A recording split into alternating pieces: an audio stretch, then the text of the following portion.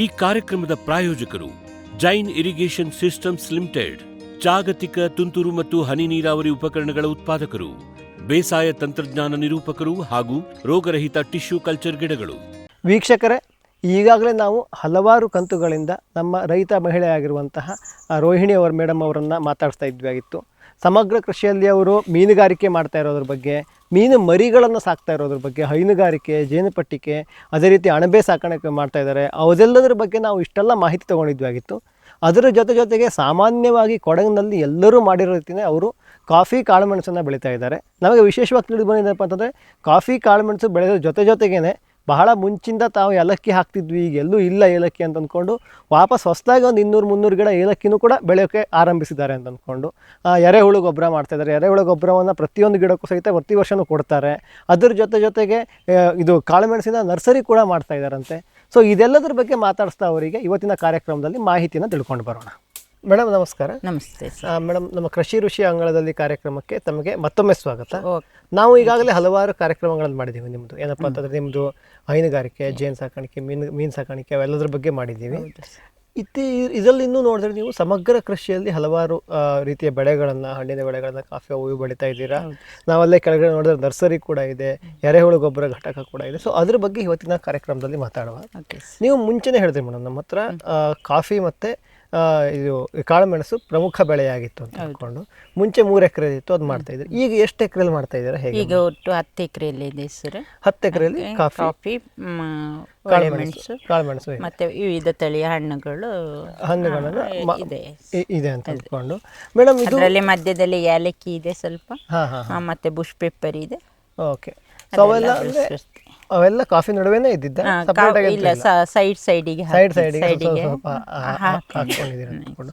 ನಾವು ಕೇಳಲ್ಪಟ್ಟಿದ್ವಿ ಏನಪ್ಪಾ ಅಂತಂದ್ರೆ, ಏಲಕ್ಕಿ ಮುಂಚೆ ಸುಮಾರು ಇತ್ತು ಇಲ್ಲಿ ಅಂತ ಕೇಳಿದ್ವಿ. ಹೌದು, ಏಲಕ್ಕಿ ತೋಟಗಳೇ ಇರ್ತಿತ್ತು.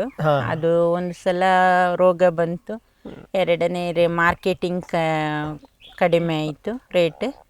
ಆಗ ಜನರೆಲ್ಲ ತೆಗೆದು ಕಾಫಿಗೆ ಕನ್ವರ್ಟ್ ಆದ್ರು. ಆದ್ರಿಂದ ಸ್ವಲ್ಪ ಈಗ ಕೊಡಗಿನಲ್ಲಿ ಏಲಕ್ಕಿ ತೋಟ ಕಡಿಮೆ ಇದೆ. ಸೊ ಆದ್ರೆ ಪ್ರತಿಯೊಬ್ಬ ರೈತರು ಅವರವರ ಮನೆಗಿರೋದನ್ನ ಅವರು ಒಂದು ಸ್ವಲ್ಪ ಬೆಳ್ಕೊಳ್ತಾರೆ. ಅದರಲ್ಲಿ ನಾನೊಂದು 300-400 ಗಿಡ ಹಾಕೊಂಡಿದ್ದೇನೆ. ಅದರಲ್ಲಿ ಸರ್ 3 ವೆರೈಟಿ ಕೊಟ್ಟಿದ್ದಾರೆ ನನಗೆ. ಅದು ಹೆಸರು ನನಗೆ ಅಷ್ಟು ಚೆನ್ನಾಗಿ ಗೊತ್ತಿಲ್ಲ. ಒಂದು ಗ್ರೀನ್ ಇದು ಬರುತ್ತೆ, ನಲ್ಲಾಳಿ ಗ್ರೀನ್. ಇನ್ನೊಂದು ವಿಜಯ ಅಂತ ಯಾವುದೋ ಒಂದು ಹೆಸರಿದೆ. ಮತ್ತೆ ನಮ್ದು ಇನ್ನೊಂದು ಲೋಕಲ್ ತಳಿ. ಹಾಗೆ 3 ತಳಿ, 3 ಏಲಕ್ಕಿ ತಳಿಗಳನ್ನ ಮಾಡ್ಕೊಂತ ಬಂದಿದ್ದೀರಾ. ಸೊ ಏಲಕ್ಕಿ ತಳಿಯ ಇಳುವರಿ ಇರಬಹುದು, ಬೆಳವಣಿಗೆ ನಿಮಗೆ ಸಮಾಧಾನ ತರುವಷ್ಟು ಇದೆಯಾ? ಕಷ್ಟ ಏನಾದ್ರು ಇದೆಯಾ? ಕಷ್ಟ ಏನಿಲ್ಲ ಸರ್. ನಮಗೆ ನಮ್ಮ ತೋಟದಲ್ಲಿ ನಾವು ಮಾಡೋ ಕೆಲಸದ ಜೊತೆಗೆ ಅದ್ರ ಕೆಲಸದ ನಿರ್ವಹಣೆ ಆಗುತ್ತೆ. ತೋಟಕ್ಕೆ ನಾವು 5 ಸಲ ನೀರು ಕೊಡೋದ್ರಿಂದ ಅದಕ್ಕೆ ನೀರಿನ ಅಂಶ ಜಾಸ್ತಿ ಬೇಕಾಗುತ್ತೆ. ಏಲಕ್ಕಿಗೆ ಬೇಸಿಗೆಯಲ್ಲಿ ಇಳುವರಿ ಬೇಕು ಅಂದ್ರೆ ನೀರು ಕೊಡ್ಲೇಬೇಕಾಗುತ್ತೆ ಅದಕ್ಕೆ. ಮತ್ತೆ ಸಗಣಿ ಗೊಬ್ಬರ ಅದೆರಡು ನಮ್ಮ ಹತ್ರ ಇರೋದ್ರಿಂದ ನನಗೆ ಅದು ದೊಡ್ಡ ತೊಂದರೆ ಏನು ಆಗ್ಲಿಲ್ಲ. ಮೇಡಮ್, ನೀರಿಗೆ ನೀವು ಇದಕ್ಕೆ ರೈನ್ ಗನ್ನೇ ಬಳಸೋದಾ ಹೇಗೆ ಅಂತ? ಇಲ್ಲ, ರೈನ್ ಗನ್ ಇಲ್ಲ, ಇದಿದೆ ಹೆಸರು. ಇದು ರೈನ್ ಗನ್ ದೊಡ್ಡದ್ದು, ಇನ್ನೊಂದು ಮಾಮೂಲು ಸಣ್ಣ ಇದೆ. ಮೇಡಮ್, ನಾವು ಕೆಲವು ಕಡೆ ನೋಡಿದೀವಿ ಏನಪ್ಪಾ ಅಂತಂದ್ರೆ, ಕೆಲವೊಬ್ರು ಅಂಡರ್ ಗ್ರೌಂಡ್ ಅಲ್ಲೇ ಪೈಪ್ ಹಾಕಿ ಅಲ್ಲಲ್ಲಿ ಇದನ್ನ ವಾಲ್ಗಳನ್ನ ಕುಳಿಸಿ ಅವರೇ ಮೇಂಟೈನ್ ಮಾಡ್ತಾರೆ. ಇನ್ನು ಕೆಲವೊಬ್ರು ಏನ್ ಮಾಡ್ತಾರಪ್ಪ ಅಂತಂದ್ರೆ, ಪೈಪ್ ಎಳ್ಕೊಂಡೋಗಿ ಒಂದು ಭಾಗದಲ್ಲಿ ಇಟ್ಟು ಅವತ್ತು ನೀರು ಕೊಡ್ತಾರೆ, ಮಾರನೇ ದಿವಸ ಇನ್ನೊಂದು ಭಾಗದಲ್ಲಿ ಇಟ್ಟು ನೀರು ಕೊಡ್ತಾರೆ. ನೀವು ಯಾವ ರೀತಿ? ಈಗ ನಮಗೆ ಹೇಳಿದ್ರೆ ಒಂದೇ ಬಿಡ್ ಆದ್ರೆ ಸರ್ ಆ ತರ ಮಾಡ್ಕೊಳ್ಬಹುದು. ಒಂದೇ ಬಿಡ್ ಅಂದ್ರೆ ಒಂದೇ ಕಡೆ ಮಧ್ಯದಲ್ಲಿ ಬೇರೆಯವ್ರ ತೋಟ ಇಲ್ಲದೆ ನಮ್ಮದೇ ತೋಟ ಆದಾಗ ಬರುತ್ತೆ. ನಮಗೆ ಇಲ್ಲಿ ಮಧ್ಯದಲ್ಲಿ 1 ಎಕರೆ ಇವರ ದೊಡ್ಡಪ್ಪನ ಮಗಂದು ತೋಟ ಇದೆ. ಅದ್ರಿಂದ ನಮಗೆ ಇದೊಂದು ತೋಟಕ್ಕೆ ಹಾಕ್ಬಹುದು, ಮತ್ತೆ ಅದಕ್ಕೂ ಹಾಕ್ಬಹುದು. ಆದ್ರೆ ನಾವು ಪಕ್ಕದ ತೋಟದವರಿಗೆ ನೀರಿನ ಸೌಲಭ್ಯ ಇಲ್ಲದ್ರಿಂದ ಒಂದು 50 ಗಂಟೆಯಷ್ಟು ನೀರು ನಾವು ಬೇರೆ ಒಂದು 4-5 ರೈತರಿಗೆ ಕೊಡ್ತೇವೆ. ಅಂದ್ರೆ ನೀವು ಹೇಗೆ ಪೈಪ್ ಎಳೆದೇ ಮಾಡ್ತಾ ಇದ್ದೀರಾ? ಪೈಪ್ ಎಳೆದೇ ಮಾಡ್ತಾ ಇದ್ದೀರಾ. ಅಂದ್ರೆ ನೀವು ತಗೋಬೇಕು ನೀರು, ಅವರಿಗೂ ಕೊಡಬೇಕಾಗಿರೋದ್ರಿಂದ ಮಾಡಿ ಕೊಡ್ತೇವೆ. ಮೇಡಮ್, ಇಲ್ಲಿ ಎಲ್ಲರೂ ರೋಬಸ್ಟಾ ಕಾಫಿನೇ ಹಾಕಿರೋದು, ನೀವು ಅದನ್ನೇ ಹಾಕಿರೋದ? ಹೌದು ಸರ್. ಅರೇಬಿಕಾಗೆ ಬಂದಿಲ್ವಾ? ಅರೇಬಿಕಾಗೆ ಇಲ್ಲಿ ಬರ್ಲಿಲ್ಲ ಸರ್. ನಮ್ಮಲ್ಲಿ ಇಳುವರಿ ಕಡಿಮೆ ಆಗುತ್ತೆ, ಮತ್ತೆ ಅದ್ರದ್ದು ಮೇಂಟೆನೆನ್ಸ್ ಜಾಸ್ತಿ ಇದೆ. ಇದೆ.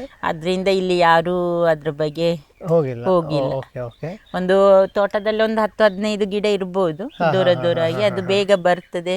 ಅದು ಕುಯ್ಲಿಕ್ಕೂ ನಮಗೆ ಗದ್ದೆ ಕೆಲಸ ಇರೋದ್ರಿಂದ ಕಷ್ಟ ಆಗುತ್ತೆ. ಸೊ ಅದಕ್ಕೆ ನೀವು ಅರೇಬಿಕ ಹೋಗಿಲ್ಲ, ಸಾಮಾನ್ಯವಾಗಿ ಎಲ್ಲರೂ ಹೋಗೋ ರೀತಿ ರೋಬಸ್ಟ ಆಗಿ ಹೋಗಿದ್ದೀರಾ. ಎಷ್ಟು ಅಂತರ ಕೊಟ್ಟಿದ್ದೀರಾ? ಒಂದೇದು ಎಷ್ಟು ವರ್ಷದ ಮರಗಳು ಮೇಡಮ್ ಇವ್ರದ್ದು? ಮರ ಗಿಡ ಎಲ್ಲ ಒಂದು ಅಷ್ಟು ಮರ ಅಷ್ಟಾಗಿದೆ? ಒಂದು ನಮ್ದು 12 ಅಡಿಗೆ ಇದೆ ಸರ್, 8 ಅಡಿಗೂ ಇದೆ. 2 ತರದಲ್ಲಿ ಮಾಡ್ಕೊಂಡಿದ್ದೇವೆ, ಡಿಸ್ಟೆನ್ಸ್ ಕಾಯ್ಕೊಂಡಿದ್ದೇವೆ. ಇದು ನಾವು ಬೇರೆಯವರಿಂದ ಪರ್ಚೇಸ್ ಮಾಡಿದ ತೋಟ. ಅವರು 8ರಲ್ಲಿ ಇದೆ, 12ರಲ್ಲಿ ಇದೆ, ಹಾಗೆಲ್ಲ ಇದರಲ್ಲಿ ಇದೆ, ಡಿಫ್ರೆನ್ಸ್ ಇದೆ. ಇದು ಒಂದು 20 ವರ್ಷ ಆಗಿದೆ ಸರ್. 20 ವರ್ಷ ಆಗಿದೆ ಈ ತೋಟಕ್ಕೆ. ಮೇಡಮ್ ನೆಕ್ಸ್ಟು ನಂದಿದ್ದೇನೆ ಇಲ್ಲಿ ನಾನು ನೋಡ್ಬೇಕಾದ್ರೆ ಸಾಮಾನ್ಯವಾಗಿ ಕೊಡಗಲ್ಲಿ ಮರದ ನೆರಳು ಮರ ಆಗಿ ಕಾಡಿನ ಮರಗಳು ಜಾಸ್ತಿ ಇರ್ತವೆ. ಇತ್ತೀಚೆಗೆ ರೈತರೆಲ್ಲರೂ ಕಾಡಿನ ಮರಗಳ ಜೊತೆಗೆ ಕಾಡಿನ ಮರಗಳ ಜೊತೆಗೇನೆ ಹಣ್ಣಿನ ಮರಗಳಂತ ವಿದೇಶಿ ಹಣ್ಣಿನ ಮರ ತಂದು ಹಾಕೋದಿಲ್ಲ. ನೀವು ಕೂಡ ಆ ರೀತಿ ಮಾಡ್ತಾ ಇದ್ದೀರಾ? ಆಮೇಲೆ ಪ್ರತಿ ವರ್ಷ ನೀವು ಒಂದು ಸವರಲೇಬೇಕು, ನೆರಳನ್ನ ಮೇಂಟೈನ್ ಮಾಡಕ್ಕೆ ಸವರ್ತೀರಿ. ಆವಾಗ ಹಣ್ಣಿನ ಗಿಡಗಳದ್ದು ಸವರ್ತೀರಾ ಹೇಗೆ? ಹಣ್ಣಿನ ಗಿಡ ದೊಡ್ಡದಿದ್ರೆ ಮಾತ್ರ ಸವರ್ತೇವೆ ಸರ್.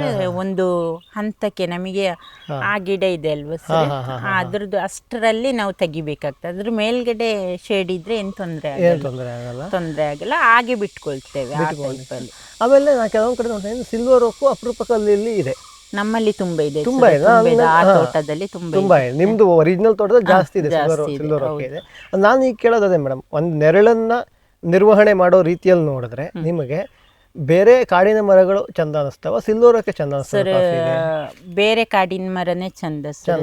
ಏಕೆ ಹೇಳಿದ್ರೆ ಅದರಿಂದ ನಮಗೆ ವಿವಿಧ ರೀತಿಯ ಗೊಬ್ಬರಗಳು ಸಿಗುತ್ತೆ, ಎಲೆಗಳಿಂದ ಗೊಬ್ಬರಗಳು ಉತ್ಪತ್ತಿ ಆಗುತ್ತೆ. ಸಿಲ್ವರ್ ವರ್ಕ್ಸ್ ಕರ್ಗೋದು ಕಡಿಮೆ, ಅದರ ಎಲೆ ನಿಧಾನ. ಮತ್ತೆ ಅದು ನಾವು ಬರೀ ಮೆಣಸಿಗಾಗಿ ನಾನು ಅದನ್ನ ಹಾಕಿದ್ದು ಅದು ನೆಟ್ಟಿಗೆ ಹೋಗುತ್ತೆ, ಮತ್ತೆ ಗಿಡನು ಬೇಗ ಬರುತ್ತೆ ಕಟ್ಟಬೇಕು ಅನ್ನೋ ಪ್ರಮೇಯ ಅದೇ. ಅದಕ್ಕಾಗಿ ನಾನು ಈಗ ಮೆಣಸಿನ ಬಳ್ಳಿಗೆ ನೋಡಿದ್ರೆ ಸೊ ಕಾಡು ಮೆಣಸಿನಗಿಂತ ಸಿಲ್ವರ್ ಓಕ್ ಚಂದ ಅಂತ ಇಲ್ಲ, ಕಾಡು ಗಿಡದಲ್ಲೂ ಬರುತ್ತೆ ಸರ್. ನಾವು ಈಗ ಕಾಡು ಗಿಡ ಬೆಳೆಸಿದ್ರೆ ಹೆಚ್ಚು ನೆರಳಾಗುತ್ತೆ ತೋಟದಲ್ಲಿ.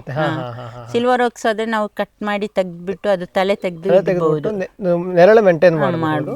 ಅಲ್ಲೇ ಕಾಳು ಮೆಣಸು ಹಾಕೋದ್ರಿಂದ ಒಳ್ಳೇದು ಅಂದ್ಕೊಳ್ಳಿ. ನೀವು ಸಿಲ್ವರ್ ಓಕ್ ಕೂಡ ಅಂದ್ರೆ ಕೆಲವೊಬ್ರು ಸಿಲ್ವರ್ ಓಕ್ ಅಂದ್ರೆ ಅದು ಹಂಗ್ ಮಾಡತ್ತೆ ಹಿಂಗ್ ಮಾಡತ್ತೆ, ಆ ರೀತಿ ಏನಿಲ್ಲ. ಆ ರೀತಿ ಏನಿಲ್ಲ. ಅದು ಹೇಳಿದ್ರೆ ಒಂದು ಅದ್ರ ಎಲೆ ಬಿದ್ದಾಗ ಇರುವೆದು ಸ್ವಲ್ಪ ಹೆಚ್ಚು ಇದಿರ್ತದೆ. ವರ್ಷ ನಾವು ಟಾಪ್ ಮಾಡಲೇಬೇಕಾಗುತ್ತೆ. ಅದು 2 ಕೆಲಸ ನಮಗೆ ಜಾಸ್ತಿ ಇರುತ್ತೆ. ಅದು ಎಲೆ ತುಂಬಾ ಬಿಟ್ಕೊಂಡಾಗ ಇರುವೆದು ಕಾಟ ಸ್ವಲ್ಪ ಇರುತ್ತೆ. ಅದನ್ನ ಬಿಟ್ಟರೆ ಸೊ ಸಿಲ್ವರ್ ಓಕ್ ಕೂಡ ನಿಮ್ಗೆ ಹಾಗೆ ಸಮಾಧಾನಕರವಾಗೇನೆ ಇದೆ ಅಂದ್ಕೊಂಡು.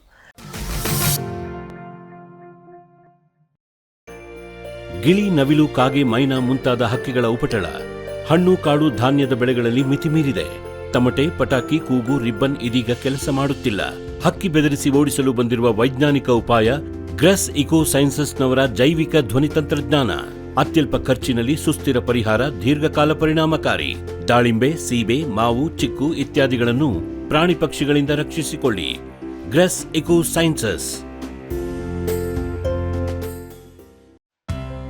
ಮೇಘಾ ಸೋಲಾರ್ ಎನರ್ಜಿ ಸೊಲ್ಯೂಷನ್ಸ್ ಸುಲಭ ಲಭ್ಯ, ಕೈಗೆಟುಕುವ, ಸ್ವತಂತ್ರ, ಸುಸ್ಥಿರ ಭವಿಷ್ಯದ ಗ್ರೀನ್ ಎನರ್ಜಿ ಉಪಾಯ. ನಿರಂತರ ಉಚಿತ ನೀರಾವರಿಗೆ Megha solar pump set, roof top solar, solar CC camera ಮತ್ತು ಸೋಲಾರ್ ಬೀದಿ ದೀಪಗಳು, ಡ್ರಿಪ್, ಸ್ಪ್ರಿಂಕ್ಲರ್, ಇರಿಗೇಷನ್ ಮತ್ತು ಫರ್ಟಿಗೇಷನ್ ಆಟೋಮೇಷನ್, ತೋಟಗಾರಿಕೆ, ಕ್ರೆಡಲ್ ಹಾಗೂ ಸೂರ್ಯಘರ್ ಸಬ್ಸಿಡಿ ಯೋಜನೆಯಡಿ ಅಂಗೀಕೃತ. ಮೇಘಾ ಆಗ್ರೋಟೆಕ್. ವಿಶ್ವದಾದ್ಯಂತ ಪೇಟೆಂಟ್ ಪಡೆದ ನ್ಯಾನೋ ತಂತ್ರಜ್ಞಾನದಲ್ಲಿ ತಯಾರಾದ ನೂವಾಲ್ಗಿ ದ್ರಾವಣ. ನೂವಾಲ್ಗಿ ಉಪಯೋಗಿಸಿದ ಮೇಲೆ ತುಂಬಾ ಇಳುವರಿನೂ ಬಂದಿದೆ. ಕಾಳು ಮೆಣಸಿಗಂತೂ ಬಹಳ ಚೆನ್ನಾಗಿ ಬರುತ್ತೆ, ರೇಷ್ಮೆ ಎಲೆನೂ ಚೆನ್ನಾಗಿ ಬರ್ತದೆ, ಗಿಡಗಳು ತುಂಬಾ ಚೆನ್ನಾಗಿ ಬೆಳವಣಿಗೆ ಆಯಿತು. ಯಾವುದೇ ರಾಸಾಯನಿಕ ಅಥವಾ ವಿಶೇಷ ಗೊಬ್ಬರಗಳ ಗೊಡವೆ ಇಲ್ಲದೆ ಎಲ್ಲ ಬೆಳೆಗಳಲ್ಲಿ ಉತ್ತಮ ಗುಣಮಟ್ಟದ ಅಧಿಕ ಫಸಲನ್ನು ಪಡೆಯಿರಿ. ಯಾವಾಗಲೂ ನನ್ನ ಇರೋವರೆಗೂ ನೂವಾಲ್ಗಿ ಅಂತೂ ಬಿಟ್ಟು ಬಾಳಲ್ಲ ಅಂತ ಒಂದು ಭರವಸೆ ಕೊಡ್ತೀನಿ. ಜೈನ್ ಇರಿಗೇಷನ್ ಸಿಸ್ಟಮ್ಸ್ ಲಿಮಿಟೆಡ್ ಭಾರತದ ಹನಿ ನೀರಾವರಿ ತಂತ್ರಜ್ಞಾನದ ಪ್ರಥಮ ಪ್ರವರ್ತಕ, ಜಗತ್ತಿನ ಅತಿ ದೊಡ್ಡ ಸ್ಪ್ರಿಂಕ್ಲರ್ಸ್ ಉತ್ಪಾದಕ ಕಂಪನಿ. ಸಂರಕ್ಷಿತ ಕೃಷಿಯಲ್ಲಿ ಹಸಿರು ಮನೆಗಾಗಿ ಮಿಸ್ಟರ್, ಫಾಗರ್, ಫ್ಯಾನ್ ಮತ್ತು ಪ್ಯಾಡ್ ಹಾಗೂ ನೆರಳು ಮನೆ, ಸ್ವಯಂಚಾಲಿತ ನೀರಾವರಿ ವ್ಯವಸ್ಥೆ ಮತ್ತು ರಸಾವರಿ ತಂತ್ರಜ್ಞಾನ. ಕೃಷಿಯಲ್ಲಿ ನೀರಿನ ಸಮರ್ಪಕ ಬಳಕೆ ಹಾಗೂ ಉಳಿತಾಯಕ್ಕೆ ಮತ್ತೊಂದು ಹೆಸರು ಜೈನ್. ಗ್ರೀನ್ ಪ್ಲಾಸ್ಟ್ ISI ಪ್ರಮಾಣೀಕೃತ ಪರಿಶುದ್ಧ HDPE ಜಿಯೋ ಮೆಂಬ್ರೇನ್ ಪಾಂಡ್ ಲೈನರ್ಗಳು. ಕೃಷಿ ಹೊಂಡ, ಕೆರೆ, ಕಾಲುವೆ, ಮೀನುಕೊಳ, ಸ್ಪಿರುಲಿನಾ ಹೊಂಡಗಳಿಗೆ ಬೇಕಾದ ಆಕಾರ ಮತ್ತು ವಿಸ್ತೀರ್ಣಗಳಲ್ಲಿ ಸರ್ಕಾರದ ಸಬ್ಸಿಡಿ ಯೋಜನೆಯಡಿ ಲಭ್ಯ. 100% ಪುನರ್ಬಳಕೆ, UV ಮತ್ತು ಒಡಕು ನಿರೋಧಕ, ಪಕ್ಕಾ ಜೋಡಣೆ, 5 ವರ್ಷಗಳ ಲಿಖಿತ ವಾರಂಟಿ. ಗ್ರೀನ್ ಪ್ಲಾಸ್ಟ್.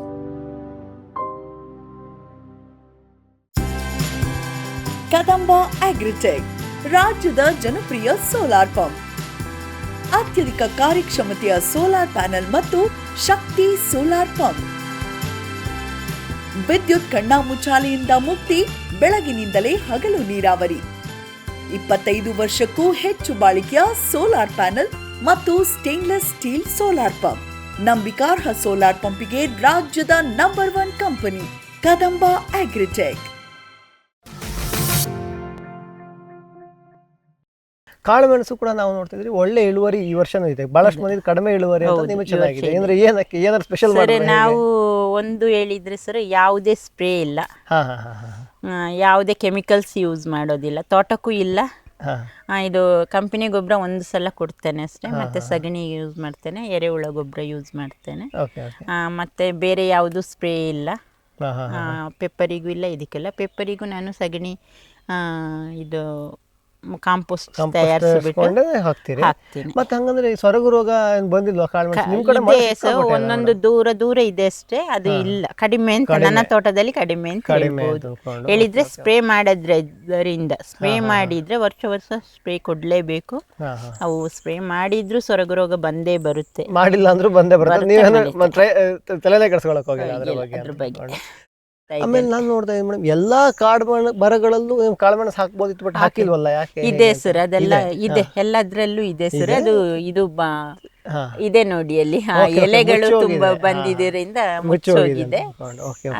ಬಟ್ ಎಲ್ಲಾ ಕಾಡು ಮರದಲ್ಲೂ ನೀವು ಹಾಕ್ತಾ ಇದ್ದೀರಾ. ಓಕೆ ಮೇಡಮ್, ನೀವು ಕಾಳುಮೆಣಸಿನ ನರ್ಸರಿ ಕೂಡ ಮಾಡ್ತೀರಾ ಅಂತ ನಮಗೆ ಹೇಳಿದ್ರೆ, ತೋರಿಸ್ತೀವಿ ಅಲ್ಲಿ ನರ್ಸರಿ ಇತ್ತು. ಈ ನರ್ಸರಿ ಅಂದ್ರೆ ಯಾರಿಗೋಸ್ಕರ? ನಿಮಗೋಸ್ಕರ ಮಾಡ್ಕೊಂತ ಇರೋದು? ಎಲ್ಲ ರೈತರಿಗೂ, ನಮ್ಮ ಪಕ್ಕದಲ್ಲಿ ಇರುವ ರೈತರಿಗೂ. ನಾವು ಹೊರಗಡೆಯಿಂದ ತರ್ತೇವೆ ಸರ್, ಚಿಕ್ಕಮಂಗ್ಳೂರು ಮತ್ತೆ ಬೇರೆ ಕಡೆಯಿಂದ ಎಲ್ಲ ಗಿಡ ತಂದು ಸೇಲ್ ಮಾಡ್ತಾರೆ. ಆಗ ನಮಗೆ ಜಾಸ್ತಿ ಸೊರಗು ರೋಗ ಮತ್ತೆ ಬೇರೆ ರೋಗಗಳು ಗಿಡದಿಂದ ಗಿಡಕ್ಕೆ ಹರಡ್ತದೆ. ನಾನು ಇಲ್ಲಿ ಹೇಳಿದ್ರೆ ನಮ್ಮದೇ ತೋಟದ ಗಿಡದಿಂದನೇ ನಾನು ನರ್ಸರಿ ಇದು ತಯಾರಿಸ್ಕೊಂಡು ಮಾಡ್ತೇನೆ, ಆದ್ರಿಂದ ನನಗೆ ರೋಗದ ಕಡಿಮೆ ಇದೆ. ಮೇಡಮ್, ಯಾವ ತಳಿಗಳನ್ನ ಮೇಂಟೈನ್ ಮಾಡ್ತಾ ಇದ್ದೀರಾ? ಇಲ್ಲಿ ಕುರ್ಗೆಕ್ಸಲ್ ಇದೆ, ಪನ್ನೀರು 1 ಇದೆ, ಪನ್ನೀರ್ 12 ಇದೆ, ಮತ್ತೆ ಇದು ಕರಿಮುಂಡಿ ಅಂತೇಳಿ ಕರಿಮುಂಡ ಇದೆ, ಮತ್ತೆ ಉದುರು ಕೊಟ್ಟೆ ಅಂತ ಒಂದು ಬರುತ್ತೆ, ತೇವಂ ಇದೆ, ಉದುರು ಕೊಟ್ಟೆ ಇದೆ, ವಿಜಯ್ ಇದೆ. ಸೊ ಈ ಎಲ್ಲಾ ತಳಿಗಳ ಗಿಡಗಳು ನಿಮ್ಮ ಹತ್ರ ಸಿಗ್ತವೆ? ಮೇಡಮ್, ಯಾವ ರೀತಿ ಮಾಡ್ತೀರಾ? ನಾವು ಒಂದ್ 2-3 ತರ ನೋಡಿದೀವಿ. Rapid multiplication method, serpentine method ಮಾಡ್ತಾರೆ, ರನ್ನರ್ಸ್ ಅನ್ನ ತಗೊಬಂದು ಅದನ್ನ ಕಟ್ ಮಾಡಿ ನೆಡ್ತಾರೆ. ಅಲ್ಲಿ ಗಿಡ ನೋಡಿದೀವಿ. ಯಾವ ರೀತಿ, ಹೇಗೆ ಅಂತ? ನಾನು ರನ್ನರ್ಸ್ ಅನ್ನು ತಂದು ಕಟಿಂಗ್ ಮಾಡಿ ಮಾಡ್ತೇನೆ, ಮತ್ತೆ ಈ ರೀತಿ ನಾವು ಬೆಡ್ ಅಲ್ಲಿ ಬೆಳೆದು ಬಿಟ್ಟು ಅದರಲ್ಲಿ ಕಟ್ ಮಾಡಿ, ಬೆಡ್ ಅಲ್ಲಿ ಉದ್ದವಾಗಿ ಬೆಳೆದು ಅದರಲ್ಲಿ ಕಟ್ ಮಾಡಿ, ಅದರಲ್ಲೇ ಬಿಟ್ಟಾಗ ಅದರಲ್ಲೇ ಬೇರ್ ಬಂದಿರುತ್ತೆ, ಆ ಬೇರ್ನಾಗಿ ಕಟ್ ಮಾಡಿ ಗಿಡಕ್ಕೆ ಹಾಕಿ, ಅದು ಬಹಳ ಬೇಗ ನಮಗೆ ಗಿಡ ಸಿಗುತ್ತೆ. ಸಾಮಾನ್ಯ ನಾವು ನೋಡೋದೇನಪ್ಪ ಅಂತಂದ್ರೆ ಒಂದೇ ಕೊಟ್ಟಲ್ಲಿ 2 ಅಥವಾ 3 ಕಡ್ಡಿ, 2 ಕಡ್ಡಿ ಹಾಕ್ತಾ ಇದ್ದೀರಾ. Okay okay. ಇದೆಷ್ಟಕ್ಕೆ ಮಾರ್ತೀರಾ, ಹೇಗೆ ಮೇಡಮ್? ಗಿಡನ ಯಾವಾಗ ಮಾರ್ತೀರಾ, ಹೇಗೆ? ಗಿಡಕ್ಕೆ ಸರಿ 22 ರೂಪಾಯಿ ಕೊಡ್ತಾ ಇದ್ದೇನೆ. ಕೊಡ್ತಾ ಇದ್ದೀರಾ? ಅವ್ರು ಇಲ್ಲೇ ಬಂದು ತಗೊಂಡು ಹೋಗ್ಬೇಕಾ? ಇಲ್ಲೇ ಬಂದು ತಗೊಂಡು ಹೋಗ್ತಾರೆ. ಮತ್ತೆ ಅವ್ರು ಹೇಳಿದ್ರೆ ಒಂದೊಂದ್ಸಲ ನಾನು ಪೊನ್ನಂಪೇಟೆಗೆ 100 ಗಿಡ ಎಲ್ಲ ಹೇಳುವಾಗ ಪೊನ್ನಂಪೇಟೆಗಿಂತ ಮುಂದೆ ಬೇಕಂದ್ರೆ ಅವರೇ ತಗೊಂಡು ಹೋಗ್ಬೇಕು.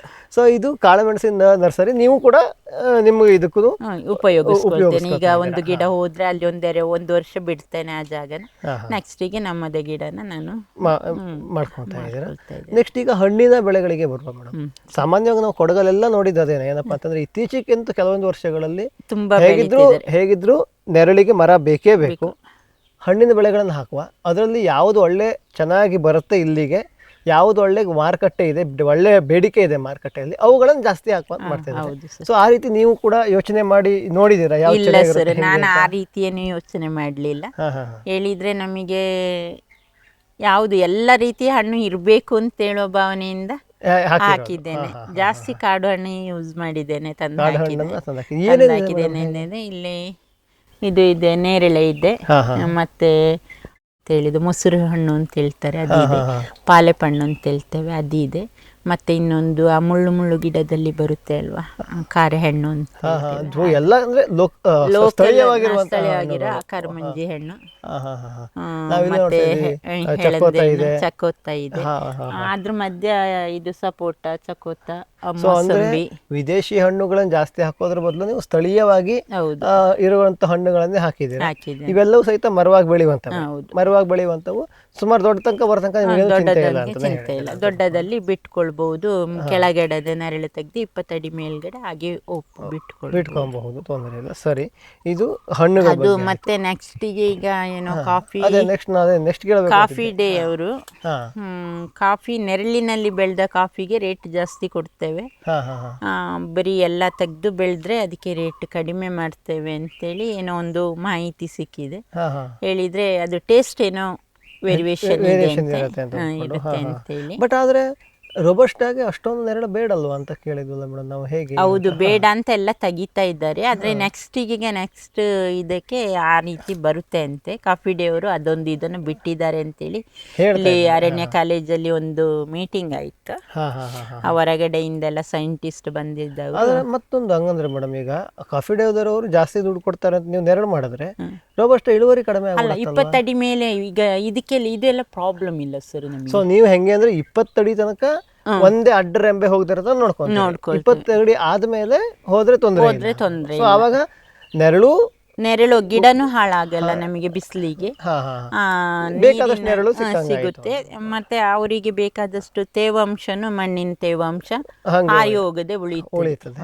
ಆ ರೀತಿಯಾಗಿ ಮತ್ತೆ ಒಳ್ಳೆ ಗೊಬ್ಬರನು ಉತ್ಪತ್ತಿ ಆಗುತ್ತೆ ಒಂದು. ಸೊ ಚೆನ್ನಾಗಿ ನೆರಳಲ್ಲಿ ಬೆಳೆದಿರೋ ರೋಬಸ್ಟಾ ಕಾಫಿಗೆ ಒಳ್ಳೆ ಬೆಲೆ ಕೊಡ್ತೀವಿ ಅಂತ, ಚೆನ್ನಾಗಿ ನೆರಳಲ್ಲಿ ಬೆಳೆದಿರೋದಕ್ಕಿಂತ ಒಳ್ಳೆ ಗುಣಮಟ್ಟದ ರೋಬಸ್ಟಾಗೆ ಒಳ್ಳೆ ಬೆಲೆ ಕೊಡ್ತೀವಿ ಅಂತ ಕಾಫಿ ಡೇ ಅವರು ಹೇಳಿದ್ದಾರೆ. ಅದನ್ನೇ ಮಾಡಬೇಕು ಅಂತ ಪ್ಲಾನ್ ಇದ್ದೀರಾ ಅಂತಂದ್ರೆ? ನೆರಳು ಜಾಸ್ತಿ ಮಾಡಬೇಕು ಅಂದ್ರೆ ಮತ್ತೆ ಯಾವ್ದು ಗಿಡ ತಂದು ಹಾಕ್ಬೇಕು ಅಂತಿದ್ರೆ ಹೆಂಗೆ? ಇಲ್ಲ, ಇರುವ ನಮ್ಮ ಕಾಡು ಗಿಡಗಳನ್ನೇ 20 ಅಡಿಗೆ ಬಿಟ್ಟು ಫುಲ್ ಕಡ್ದು ತೆಗಿಯದೆ ಹೈಟ್ ಮೇಂಟೆನೆನ್ಸ್ ಮಾಡಿ ನೆರಳನ್ನು ಕಾಪಾಡ್ಕೊಳ್ಬೇಕು. ಈಗ ನೀವೇನ್ ಮಾಡ್ತಾ ಇದೀರಾ ಅಂತಂದ್ರೆ, ಕಾಡು ಗಿಡ ತುದಿ ತನಕ ಹೋದ್ರೆ ಅದೊಂದೇ ಕೊಂಬೆಲಿ ಹಿಂಗೆ ಇಟ್ಕೊಂಡು ಹೋಗ್ತಾ ಇದ್ದೀರಿ ನೆರಳು ಕಡಿಮೆ ಮಾಡಬೇಕು ಅಂತ. ಈಗ ಮುಂದೆ ಏನ್ ಮಾಡ್ಬೇಕು ಅಂದ್ರೆ 20 ಅಡಿ ತನಕ ಹಂಗೆ ಬಿಟ್ಟು ಆಮೇಲೆ ಹೊರಗಡೆ ಬರ್ಲಿ ಅಂತ ಮಾಡ್ಕೊಳ್ಬೇಕು ಅಂತ ಪ್ಲಾನ್ ಮಾಡಿ. ಹೀಗಾದ್ರೆ ಸ್ವಲ್ಪ ಸುಲಭ ಆಗತ್ತಲ್ಲ ನಿಮಗೆ ಚಟ್ನಿ ಮಾಡೋದು, ನೆರಳಿಗೆ ಚಟ್ನಿ ಮಾಡೋದು. ಇಲ್ಲಾಂದ್ರೆ ತುಂಬಾ ಉದ್ದ ತನಕ ಹೋಗ್ಬೇಕಾಗುತ್ತೆ. ಸೊ ಅದನ್ನು ಕೂಡ ನೋಡ್ತಾ ಇದ್ದೀರಾ ಅಂತ ಅಂದ್ಕೊಂಡು. ಓಕೆ, ಇದು ಆಯ್ತು. ಮಂಗ, ಹಂದಿ, ಕಾಡೆಮ್ಮೆ, ಜಿಂಕೆ, ಆನೆ ಮುಂತಾದ ವನ್ಯ ಪ್ರಾಣಿಗಳ ಕಾಟದಿಂದ ಬೇಸತ್ತಿದ್ದೀರಾ? ಚಿಂತಿಸಬೇಡಿ. ಗ್ರಾಸ್ ಇಕೋ ಸೈನ್ಸಸ್ ಅವರ ಜೈವಿಕ ಧ್ವನಿ ತಂತ್ರಜ್ಞಾನ ನಿಮ್ಮ ನೆರವಿಗಿದೆ. ಕಾಫಿ, ಕೋಕೋ, ತೆಂಗು, ಅಡಿಕೆ, ದಾಳಿಂಬೆ, ಬಾಳೆ, ಹೂ, ಹಣ್ಣು, ತರಕಾರಿ, ಭತ್ತ, ಕಬ್ಬು ಬೆಳೆ ಸಂರಕ್ಷಿಸಿ. ಅಂತಾರಾಷ್ಟ್ರೀಯ ತಂತ್ರಜ್ಞಾನ, ಕೈಗೆಟುಕುವ ಬೆಲೆ. ಏರ್ಪೋರ್ಟ್ ಅಳವಡಿಸಿದ ತಂತ್ರಜ್ಞಾನ ಈಗ ನಿಮ್ಮ ತೋಟ ರಕ್ಷಣೆಗೆ. Grass Eco Sciences. ಬ್ಯಾರಿಕ್ ಸೆಂಟರ್ ಫೆರ್ಮೋನ್ ಟ್ರಾಪ್ಸ್ನೊಂದಿಗೆ ರೇನೋಸಾರಸ್ ದುಂಬಿ ಮತ್ತು ಕೆಂಪು ಮೂತಿ ಹುಳುಗಳಿಂದ ತೆಂಗು, ತಾಳೆ, ಅಡಿಕೆ ಮರಗಳ ಸಂರಕ್ಷಣೆ. ತರಕಾರಿ ಮತ್ತು ಹಣ್ಣಿನ ಬೆಳೆಗಳಲ್ಲಿ ಹಣ್ಣಿನ ನೊಣಗಳ ನಿಯಂತ್ರಣಕ್ಕೆ ಬ್ಯಾರಿಕ್ ಸ್ಕ್ಯಾಚ್ ಫ್ರೂಟ್ ಫ್ಲೈ ಹಾಗೂ ವೆಜಿಟೇಬಲ್ ಫ್ಲೈ ಟ್ರ್ಯಾಪ್. ರಸ ಹೀರುವ ಕೀಟಗಳನ್ನು ಹಿಡಿಯಲು ಬಣ್ಣದ ಕ್ರೋಮ್ಯಾಟಿಕ್ ಸ್ಟಿಕ್ಕಿ ಟ್ರ್ಯಾಪ್ಸ್. ಪೇಟೆಂಟ್ ಹೊಂದಿದ ತಂತ್ರಜ್ಞಾನ, ದೀರ್ಘಕಾಲದವರೆಗೂ ಬಾಳಿಕೆ. ಕೀಟನಾಶಕಗಳಿಗೆ ಪರ್ಯಾಯ, ಪರಿಸರಕ್ಕೆ ಪೂರಕ. ಸುಸ್ಥಿರ ಸಾವಯವ ಕೃಷಿಗಾಗಿ ಬ್ಯಾರಿಕ್ಸ್. ಜೈನ್ಸ್ ಜಗತ್ತಿನ ಅತಿದೊಡ್ಡ ಅಂಗಾಂಶ ಕೃಷಿ ಪ್ರಯೋಗಾಲಯ ಹಾಗೂ ಟಿಸಿ ಗಿಡಗಳ ಉತ್ಪಾದಕರು.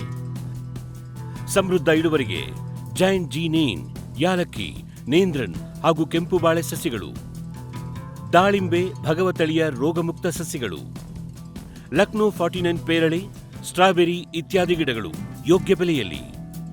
ಅಂಗಾಂಶ ಕೃಷಿಯ ಜಾಗತಿಕ ಬ್ರ್ಯಾಂಡ್ ಜೈನ್.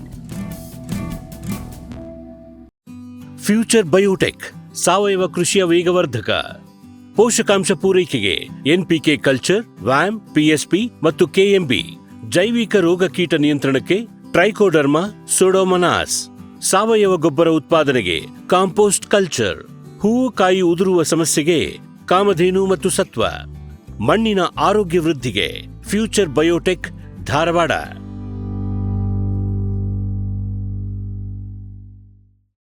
ಸಮೃದ್ಧ ಸಾವಯವ ಗೊಬ್ಬರ, ಎಂಎಸ್ಜಿಪಿ ಮತ್ತು ಕೆಸಿಡಿಸಿ ಉತ್ಪಾದನೆ, ಫಾರ್ಮ್ ಟಿವಿಯಿಂದ ಸರಬರಾಜು.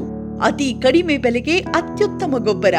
ಇಲ್ಲ ಭಾರಲೋಹ, ಕೃಷಿ ವಿಶ್ವವಿದ್ಯಾಲಯದಿಂದ ಪರೀಕ್ಷಿತ ಸಾವಯವ ಇಂಗಾಲ, ಎನ್ಪಿಕೆ, ಪಿಎಚ್, ಇಸಿ ಎಲ್ಲ ನಿಗದಿತ ಮಿತಿಯಲ್ಲಿ. ಅಡಿಕೆ, ತೆಂಗು, ಬಾಳೆ, ಕಾಫಿ, ದಾಳಿಂಬೆ, ದ್ರಾಕ್ಷಿ, ಕಬ್ಬು, ಭತ್ತ, ಜೋಳ, ಹತ್ತಿ ಹೀಗೆ ಎಲ್ಲಾ ಬೆಳೆಗಳಿಗೂ ಪ್ರಶಸ್ತ. ಜೀವಂತ ಮಣ್ಣು, ಸಮೃದ್ಧ ಬೆಳೆ, ಅತ್ಯಧಿಕ ಲಾಭಕ್ಕೆ ಬಳಸಿ ಸಿಟಿ ಕಾಂಪೋಸ್ಟ್. ಈಗ ನಮ್ದಲ್ಲಿ ನೋಡ್ತಾ ಇದ್ರೆ ನಿಮ್ದು ಎರೆಹುಳ ಗೊಬ್ಬರ ಘಟಕನೂ ಕೂಡ ಇದೆ. ಹೌದು. ಅದು ಯಾವಾಗಿಂದ ಬಂತು, ಯಾಕೆ ಬಂತು, ಹೇಗೆ ಬಂತು? ಅದು ಸ್ಟಾರ್ಟ್ ಮಾಡಿ ಸುಮಾರು 10 ವರ್ಷದ ಹತ್ರ ಆಗಿದೆ ಸರ್. 10 ವರ್ಷದ ಹತ್ರ ಆಗಿದೆ. ಆಗ ನಾನು ಸ್ವಲ್ಪ ಚಿಕ್ಕ ಚಿಕ್ಕ ಬ್ಯಾಗ್ಸ್ ಡ್ರಮ್ ಅಲ್ಲಿ ಬೆಳೀತಾ ಇದೆ. ಅಲ್ಲಿಂದ ಈಗ ಒಂದು 8 ವರ್ಷ ಆಯ್ತು ಇದು ತೊಟ್ಟಿ ಮಾಡಿ ಅದು ಬೆಳ್ಕೊಂಡು ನಾನು ಒಳ್ಳೆ ಮೆಣಸಿಗೂ ಕಾಫಿಗೂ ಎರಡಕ್ಕೂ ಯೂಸ್ ಮಾಡ್ತಾ ಇದ್ದೀನಿ. ಎರೆಹುಳ ಗೊಬ್ಬರ ಎಷ್ಟು ಬಾರಿ ಹಾಕ್ತೀರಾ, ಹೇಗೆ? ಒಂದೇ ಬಾರಿ ಹಾಕೋದು? ಇಲ್ಲ ಸರ್, 3 ಸಲ ಕೊಡ್ತೀರಾ. ಪ್ರತಿ ಕಾಫಿ ಗಿಡಕ್ಕೂ ಪ್ರತಿ ಕಾಳುಮೆಣಸಿನ ಗಿಡಕ್ಕೂ ಕೊಡ್ತೀರಾ? ಎಷ್ಟು ಕೊಡ್ತೀರಾ ಒಂದು ಬಾರಿ ಕೊಡ್ಬೇಕಾದ್ರೆ? ಒಂದು ಬಾರಿ ಕೊಡ್ಬೇಕಾದ್ರೆ ಒಂದು ಅರ್ಧ ಕೆಜಿ ಅಷ್ಟು ಬರುತ್ತೆ. ಅರ್ಧ ಕೆಜಿ ಅಷ್ಟು ಬರುತ್ತೆ. ಅದು ಸಾಕಾಗೋದಿಲ್ಲ, ಅದು ಸಾವಯವ ಗೊಬ್ಬರ ಜಾಸ್ತಿ ಒಂದ್ಸಲ ಬೇಕಾಗುತ್ತೆ ಹೇಳಿದ್ರೆ ಕಂಪನಿ ಗೊಬ್ಬರನು ಕೊಡ್ತೇನೆ, ಸಗಣಿ ಹಾಕ್ತೇನೆ. Okay okay. ಅಂದ್ರೆ ನಿಮ್ದೇ ಇಲ್ಲಿ ಹೆಂಗಿದ್ರು ಒಂದು ತೆರಕು ಬೀಳತ್ತೆ ಒಂದೇದು. ಸೊ ಅಲ್ಲಿ ನೀವು ಅವಾಗ ಸಗಣಿ ಗೊಬ್ಬರನ ಹಾಕಿ ಅದನ್ನು ಕೊಡ್ತೀರ. ಅದೆಲ್ಲದರ ಜೊತೆಗೆ ಒಂದು ಪ್ರಮಾಣ, ಒಂದು ಸಣ್ಣದಾಗಿ ಒಂದು ಪ್ರಮಾಣವಾಗಿ ಎರೆಹುಳ ಗೊಬ್ಬರನ್ನು ಕೊಡ್ತಾ ಇದ್ದೀರಾ. ಇನ್ನು ಜಾಸ್ತಿ ಮಾಡಬಹುದಲ್ವಾ ಮೇಡಮ್ ನೀವು? ನಿಮ್ದು ಜಾಗನೂ ಇದೆ, ಅಲ್ಲೇ ನೆರಳು ಇದೆ. ಜಾಸ್ತಿ ಮಾಡ್ಬೇಕು ಅಂತ ಇದ್ದೇನೆ ಸರ್. ಈ ಸಲ ಇನ್ನೊಂದು 4 ತೊಟ್ಟಿ ಜಾಸ್ತಿ ಮಾಡುವ. ಈಗ ಮತ್ತೆ ನೀವು ಬರೀ ತೊಟ್ಟಿ ಒಂದು ಕಟ್ಸ್ಕೊಂಡ್ರೆ ಆಯ್ತು, ಎರೆಹುಳ ನಿಮ್ದೇ ಇರತ್ತೆ, ತೆಗೆದು ಬಿಟ್ಕೊಂಡ್ರೆ ಆಯ್ತು. ಮುಂಚೆ ತರ ಎರೆಹುಳನ ಬೇಕು ಹಂಗೆ ಅಂತ ಏನಿಲ್ಲ. ಸೊ ಎರೆಹುಳ ಗೊಬ್ಬರ ಜಾಸ್ತಿ ಮಾಡಬೇಕು, ಹಾಕ್ಬೇಕು ಅನ್ನೋ ಇದು ನಿಮ್ದು ಅಂದ್ರೆ ಐಡಿಯಾ ಅಂತೂ, ಪ್ಲಾನ್ ಅಂತೂ ಇದೆ. ಎರೆಹುಳ ಗೊಬ್ಬರ ಹಾಕೋದ್ರಿಂದ ಏನು ಉಪಯೋಗ ನೀವು ನೋಡಿರೋ ಪ್ರಕಾರ?